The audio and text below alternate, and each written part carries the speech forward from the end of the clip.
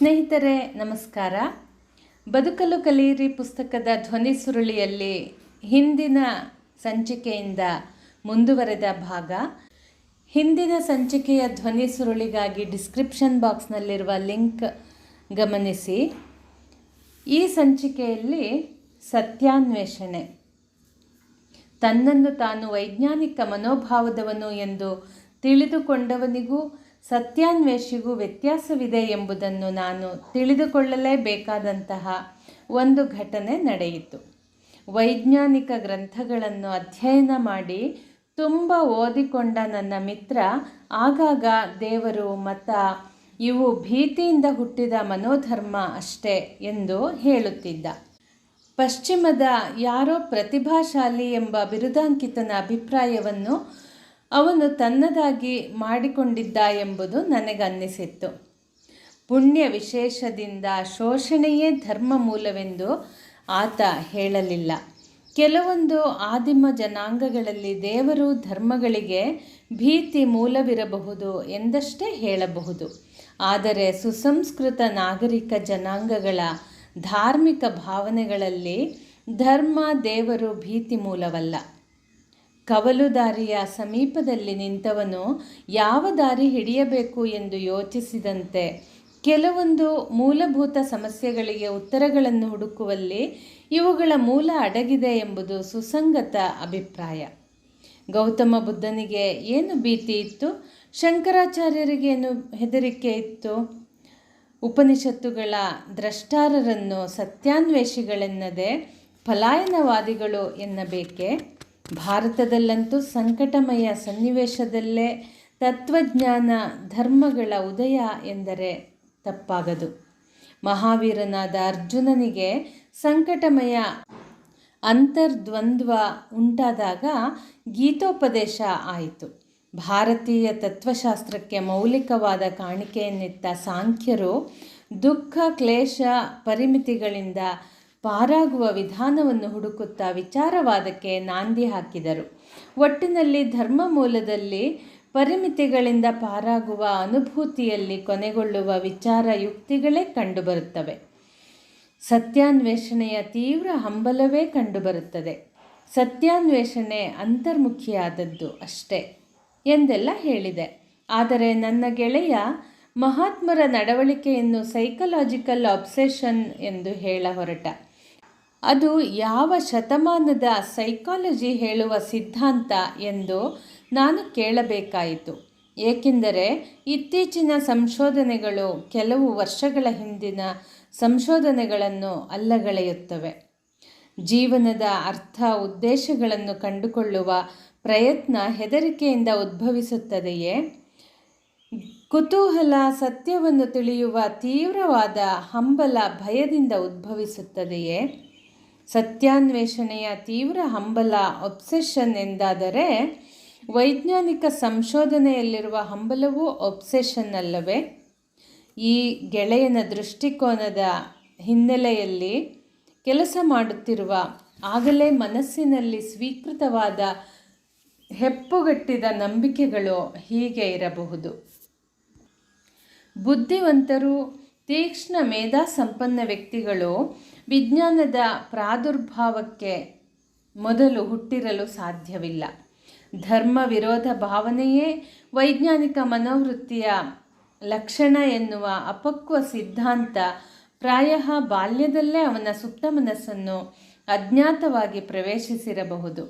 ಧಾರ್ಮಿಕ ಒಳಜಗಳ, ಕ್ಷುದ್ರತನ, ಧರ್ಮದ ಹೆಸರಲ್ಲಿ ನಡೆಯುವ ಶೋಷಣೆ, ವೈರ, ವಿದ್ವೇಷಗಳು ಜಿಗುಪ್ಸೆಯನ್ನುಂಟು ಮಾಡಿ ಧರ್ಮವನ್ನು ಮತ್ತು ಧಾರ್ಮಿಕ ಪವಿತ್ರ ಗ್ರಂಥಗಳನ್ನು ಸರಿಯಾಗಿ ಅಧ್ಯಯನ ಮಾಡದಂತೆ ಅವನನ್ನು ಪ್ರೇರೇಪಿಸಿರಬಹುದು. ಮನೋರೋಗಿಗಳನ್ನು ಅಧ್ಯಯನ ಮಾಡಿ ಕಂಡುಕೊಂಡ ಅರೆಬೆಂದ ಮನೋವೈಜ್ಞಾನಿಕ ಸಿದ್ಧಾಂತಗಳನ್ನು ಸರಿಯಾಗಿ ಅರಗಿಸಿಕೊಳ್ಳದೆ ಆ ನೆಲೆಯಲ್ಲಿ ಮಹಾತ್ಮರ ಬಗೆಗೂ ತನ್ನ ತೀರ್ಮಾನಗಳನ್ನು ರೂಪಿಸಿಕೊಂಡಿರಬಹುದು. ತಮ್ಮ ಅಧ್ಯಯನದ ಕ್ಷೇತ್ರದಲ್ಲಿ ಉನ್ನತ ಮಟ್ಟದ ಸಿದ್ಧಿ ಅಥವಾ ಯಶಸ್ಸನ್ನು ಪಡೆದ ವ್ಯಕ್ತಿಗಳಿಗೆ ತಮಗೆ ಪ್ರವೇಶವಿರದ ಇತರ ವಿಷಯಗಳ ಮೇಲೂ ಅಧಿಕಾರಯುತ ತೀರ್ಮಾನ ನೀಡುವ ಸಾಮರ್ಥ್ಯ ಬಂದು ಬಿಡುತ್ತದೆ ಎಂಬ ಅಜ್ಞಾತ ವಿಚಾರ ಆತ್ಮವಿಶ್ವಾಸ ಉಂಟಾಗುವುದು ಅಸ್ವಾಭಾವಿಕವಲ್ಲ. ಸುಪ್ರಸಿದ್ಧ ಮನೋವಿಜ್ಞಾನಿ ಪ್ರೊಫೆಸರ್ ಐಸೆಂಕ್ ಒಂದೆಡೆ ಹೀಗೆ ಹೇಳುತ್ತಾರೆ: ತಾವು ವಿಶೇಷ ರೀತಿಯಿಂದ ಅಧ್ಯಯನ ಮಾಡಿದ ಕ್ಷೇತ್ರವನ್ನು ಬಿಟ್ಟು ಇತರ ವಿಷಯಗಳ ಬಗೆಗೆ ವಿಜ್ಞಾನಿಗಳು ಸಾಮಾನ್ಯರಷ್ಟೇ ಮೂಢರೂ ವಿಚಾರಹೀನರೂ ಆಗಿರುತ್ತಾರೆ. ಮಾತ್ರವಲ್ಲ, ಅವರ ಅಸಾಮಾನ್ಯ ಎನಿಸುವ ಬುದ್ಧಿಶಕ್ತಿಯು ಅವರ ಪೂರ್ವಾಗ್ರಹಗಳನ್ನು, ದ್ವೇಷಗಳನ್ನು ಇನ್ನಷ್ಟು ಅಪಾಯಕಾರಿಯಾಗಿ ಮಾಡುತ್ತದೆ. ಇನ್ನೊಂದು ವಿಷಯ, ಶೋಷಣೆಯ ಇತಿಮಿತಿ. ದಬ್ಬಾಳಿಕೆ ಮತ್ತು ದಾಸ್ಯಕ್ಕೊಳಗಾದ ಜನಾಂಗಗಳಲ್ಲಿ ಆಳುವವರು ನೀಡುವ ದುರ್ಭಾವನೆಗಳು ಶೋಷಿತರ ಮನಸ್ಸಿನ ಆಳದಲ್ಲಿ ಉಳಿದು ಬಿಡುತ್ತವೆ ಎಂದು ಮನೋವಿಜ್ಞಾನಿಗಳು, ಸಮಾಜಶಾಸ್ತ್ರಜ್ಞರು ಹೇಳುತ್ತಾರೆ. ಅನಾಥಾಶ್ರಮ ಎಂದು ಹೆಸರಿಸುವುದು ಬೇಡ. ಅದು ಮಕ್ಕಳಲ್ಲಿ ತಾವು ಅನಾಥ ಮಕ್ಕಳು ಎಂಬ ಭಾವನೆಯನ್ನು ಬೇರೂರುವಂತೆ ಮಾಡುತ್ತದೆ. ಬಾಲಕಾಶ್ರಮ ಎಂದು ಹೆಸರಿಡಿ ಎಂದು ಶ್ರೀ ರಾಮಕೃಷ್ಣರ ಪ್ರಮುಖ ಶಿಷ್ಯರಲ್ಲಿ ಒಬ್ಬರಾದ ಸ್ವಾಮಿ ಶಾರದಾನಂದರು ಒಮ್ಮೆ ಮಕ್ಕಳ ಸಂಸ್ಥೆಯ ಮೇಲ್ವಿಚಾರಣೆ ನೋಡಿಕೊಳ್ಳುವ ಸ್ವಾಮಿಗಳೊಬ್ಬರಿಗೆ ಹೇಳಿದ್ದರು. ಸ್ವಾಮಿ ಶಾರದಾನಂದರನ್ನು ದಲಿತ ಉನ್ನತಿಯ ಮಾರ್ಗವೇನು ಎಂದು ಸ್ವಾಮಿಗಳು ಒಬ್ಬರು ಹಿಂದುಳಿದ ಜನಗಳ ಬಗೆಗೆ ಕಳಕಳಿಯಿಂದ ಪ್ರಶ್ನಿಸಿದ್ದರು. ಶಾರದಾನಂದರ ಉತ್ತರ ಹೀಗಿತ್ತು: ದಲಿತ ತುಳಿತಕ್ಕೆ ಒಳಗಾದವನು ಎಂಬ ಭಾವನೆಯನ್ನು ಮನಸ್ಸಿನೊಳಗೆ ಪ್ರವೇಶಿಸಬಿಡುವುದು ಉಚಿತವಲ್ಲ. ಅದರಿಂದ ಉನ್ನತಿಯನ್ನು ಹೊಂದದ ವ್ಯಕ್ತಿಗೆ ಇನ್ನಷ್ಟು ಕೆಡುಕೆ ಆಗುತ್ತದೆ. ತಾವು ಶಕ್ತಿಹೀನರು, ಮುಂದುವರೆದವರೆಲ್ಲರೂ ತಮ್ಮನ್ನು ಕೆಳಗೆ ಇರುವಂತೆ ಮಾಡಿದ್ದರೆಂದೇ ತಿಳಿಯತೊಡಗುತ್ತಾರೆ. ಇದರಿಂದ ಅವರ ಸ್ವಾಭಾವಿಕ ಶಕ್ತಿಯ ಜಾಗರಣವಾಗಲು ವಿಳಂಬವಾಗುತ್ತದೆ. ಅಷ್ಟೇ ಅಲ್ಲ, ಈ ಭಾವನೆ ಮನಸ್ಸಿನ ಆಳವನ್ನು ಪ್ರವೇಶಿಸಿದರೆ ನಿಮ್ನ ಶ್ರೇಣಿಯಲ್ಲಿರುವ ಜನರಿಗೆ ಸದಾ ಸರ್ವದಾ ಮುಂದುವರಿದವರ ಮೇಲೆ ತೀವ್ರತರದ ಅಪನಂಬಿಕೆ ಮತ್ತು ವಿದ್ವೇಷ ಭಾವನೆ ಜಾಗರೂಕವಾಗಿರುತ್ತದೆ. ಇದರಿಂದ ಉನ್ನತ ಸ್ಥಾನದಲ್ಲಿ ಇರುವವರಿಗೂ ಕೇಡು, ಕೆಳಗಿರುವವರ ಉನ್ನತಿಗೂ ಬಹಳ ಬಾಧಕ. ಪರಸ್ಪರ ಅಪನಂಬಿಕೆ, ಸಂಶಯಗಳಿಂದ ಯಾವ ಒಳ್ಳೆಯ ಕಾರ್ಯವನ್ನೇ ಆಗಲಿ ಯಶಸ್ವಿಯಾಗಿ ಪೂರೈಸಲು ಸಾಧ್ಯವೇ? ಒಬ್ಬ ತಾಯಿಯ ಮಕ್ಕಳಲ್ಲಿ ಕೆಲವರು ಕೊಂಚ ಪ್ರಗತಿ ಹೊಂದಿದ್ದಾರೆ, ಕೆಲವರು ಅಷ್ಟೊಂದು ಪ್ರಗತಿ ಹೊಂದಿಲ್ಲ ಎನ್ನುವುದು ಉಚಿತವಾದ ರೀತಿ. ಪ್ರಗತಿ ಪಥದಲ್ಲಿ ಅಷ್ಟೊಂದು ಮುನ್ನಡೆಯದಿದ್ದವರು ಪಾಲಿಗೆ ಬಂದ ಅವಕಾಶವನ್ನು ಉಪಯೋಗಿಸಿಕೊಂಡು ಪ್ರಯತ್ನವನ್ನು ಹೆಚ್ಚಿಸಿದಂತೆ ಸಕಾಲದಲ್ಲಿ ಪ್ರಗತಿ ಹೊಂದುತ್ತಾರೆ. ಅವರ ಹಿಂದುಳಿಯುವಿಕೆ ಆ ದೃಷ್ಟಿಯಿಂದ ದುಃಖಪಡುವ ಅಥವಾ ನಾಚಿಕೆಗೇಡಿನ ವಿಷಯವಲ್ಲ. 2ನೇ ತರಗತಿಯಲ್ಲಿ ಓದುತ್ತಿರುವ ವಿದ್ಯಾರ್ಥಿ 3ನೇ ತರಗತಿಯಲ್ಲಿ ಓದುವ ವಿದ್ಯಾರ್ಥಿಯನ್ನು ಕಂಡು ಕರುಬಬೇಕಿಲ್ಲ. ಇವನೂ ಸಕಾಲದಲ್ಲಿ ಮುಂದುವರಿಯುತ್ತಾನೆ. ಹೀಗೆಂದ ಮಾತ್ರಕ್ಕೆ ಮುಂದುವರೆದವರಲ್ಲಿ ಶೋಷಕರಿಲ್ಲವೆಂದಾಗಲಿ ಹಿಂದುಳಿದವರೆಲ್ಲರೂ ಶೋಷಿತರೆಂದಾಗಲಿ ಅರ್ಥವಲ್ಲ. ತಮಗಾಗಿರುವ ಅನ್ಯಾಯವನ್ನು ಅವರು ಸಂಘಟಿತರಾಗಿ ವಿರೋಧಿಸಬಾರದೆಂದೂ ಅಲ್ಲ.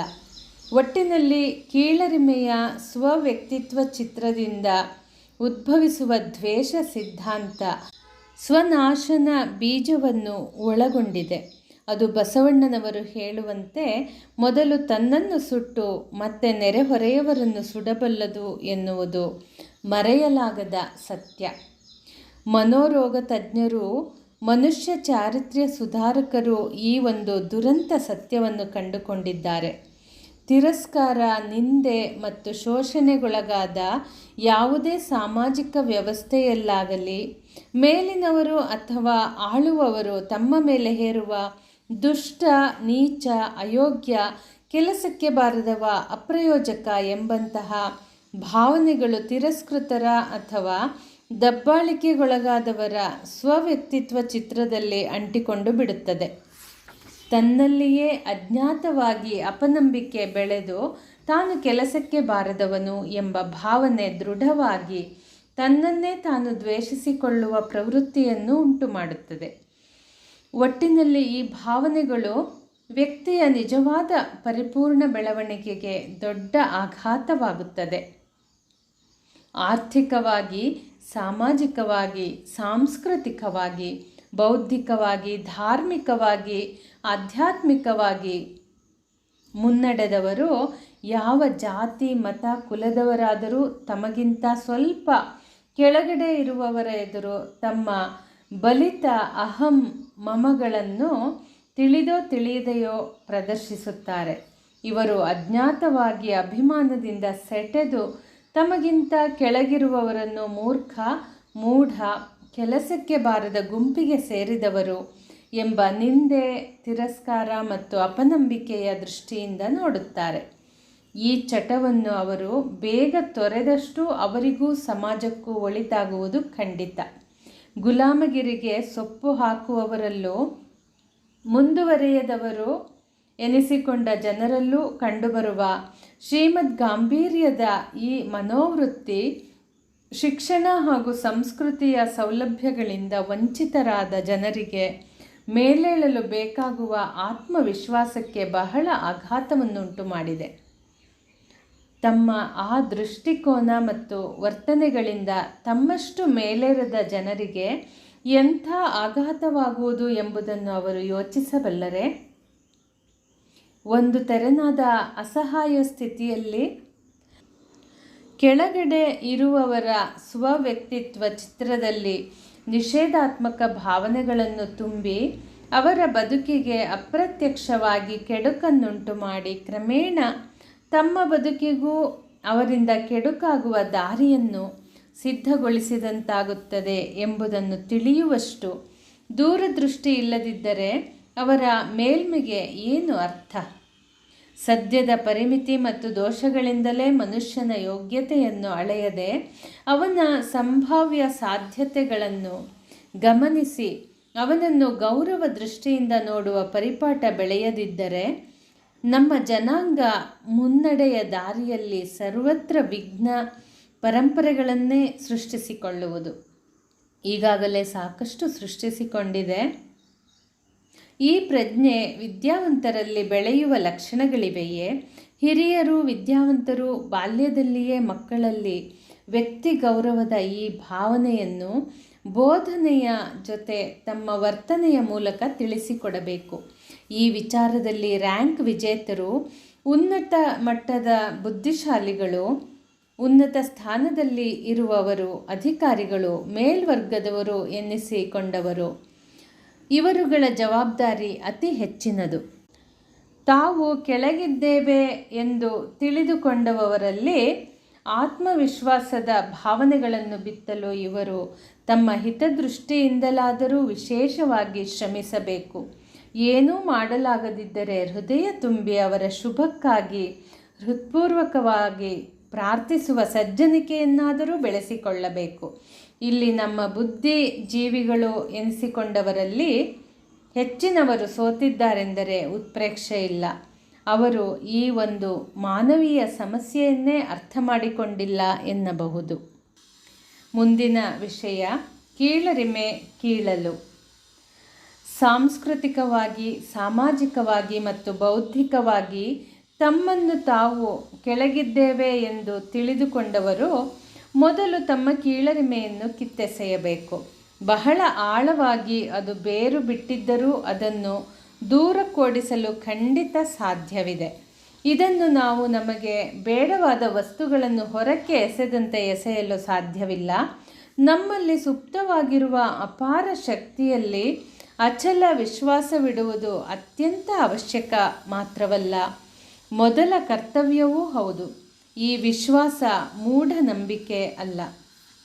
ಮನುಷ್ಯನಾಗಿ ಗೋಚರಿಸುವ ವ್ಯಕ್ತಿಯ ಹಿನ್ನೆಲೆಯಲ್ಲಿ ಅದ್ಭುತ ಶಕ್ತಿ ಅಡಗಿದೆ ಎಂಬುದು ಹಿಂದೆ ಮಹಾಪುರುಷರ ಮತ್ತು ಅನುಭವಿಗಳ ಸ್ಪಷ್ಟವಾದ ಅನುಭವ ಆಗಿದ್ದರೆ, ಇಂದು ಮನೋವಿಜ್ಞಾನಿಗಳು ಈ ಮಾತನ್ನು ಪ್ರಯೋಗಾತ್ಮಕ ಅನುಭವಗಳಿಂದ ಸತ್ಯವೆಂದು ಸಾರುತ್ತಿದ್ದಾರೆ.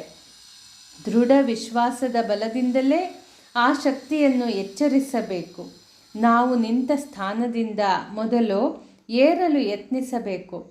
ನಮ್ಮ ಅಭಿರುಚಿಯ ಕೆಲಸದಲ್ಲಿ ಮೆಲ್ಲನೆ ಮೆಟ್ಟಿಲು ಮೆಟ್ಟಿಲಾಗಿ ಮೇಲೇರುತ್ತಾ ದುರ್ಬಲಗೊಳಿಸುವ ನಿಷೇಧಾತ್ಮಕ ಭಾವನೆಗಳನ್ನು ಹೊರತಳ್ಳಬೇಕು. ಈ ಮೂಲಕ ಆತ್ಮವಿಶ್ವಾಸವನ್ನು ವೃದ್ಧಿಸುವ ಉಪಾಯವನ್ನು ಕಂಡುಕೊಳ್ಳಬೇಕು.